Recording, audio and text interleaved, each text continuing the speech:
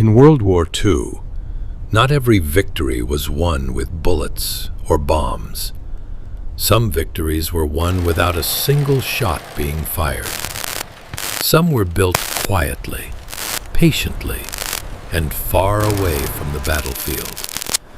This is the story of a fake army, an army that never existed, yet managed to fool more than 300,000 German soldiers. By early 1944, the Allies faced the greatest challenge of the war. They had to return to mainland Europe.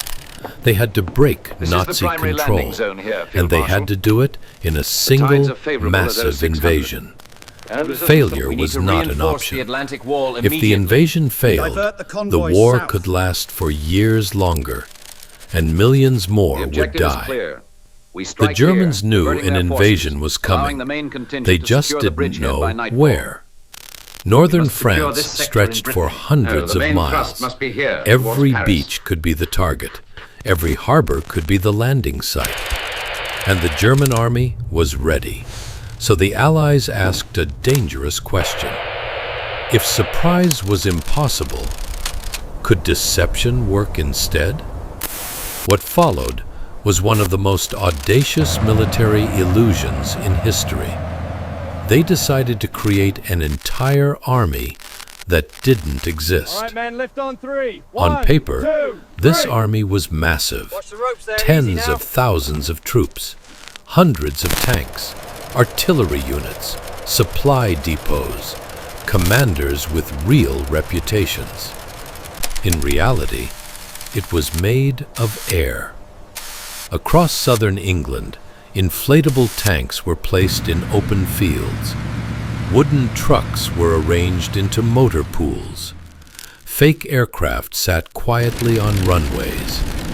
From the air, it looked real.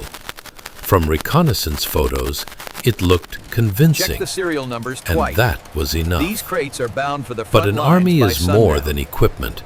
An army moves. An army communicates. An army prepares for war.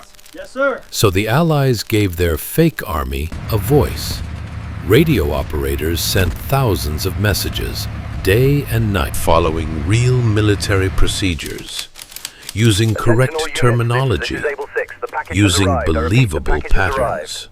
Over. German intelligence intercepted every signal and believed every word. Even human behavior was staged. Soldiers marched during daylight hours. Campfires burned at night. Vehicle tracks were deliberately carved into mud. Everything sent the same message. The invasion is coming Have them here. confirm the coordinates by 0800 The deception hours. focused on one location above all others, the Pas de Calais, the shortest crossing of the English Channel, the most logical place to invade, which made it perfect, because the real invasion would not happen there. German commanders watched closely. They reinforced the wrong coast. They moved divisions. They held reserves. More than 300,000 German troops waited and waited. Then, on June 6, 1944, the real invasion began. Not at Pas de Calais, but in Normandy.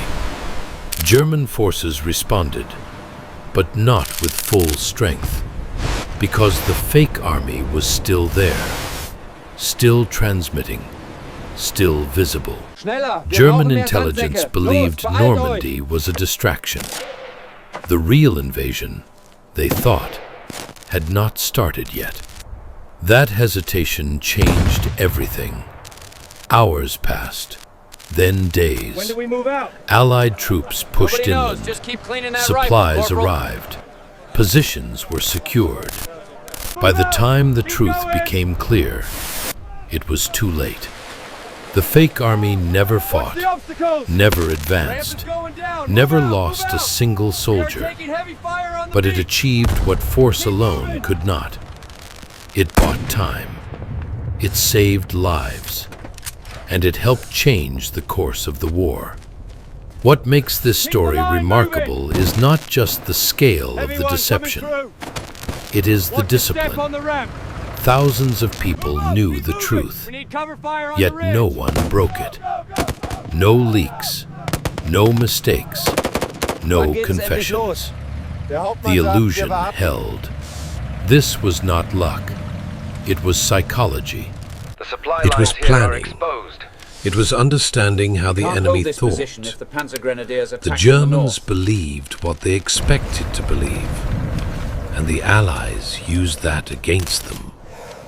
In war, we often remember explosions, heroic charges, brutal battles. But sometimes, the most powerful weapon is silence.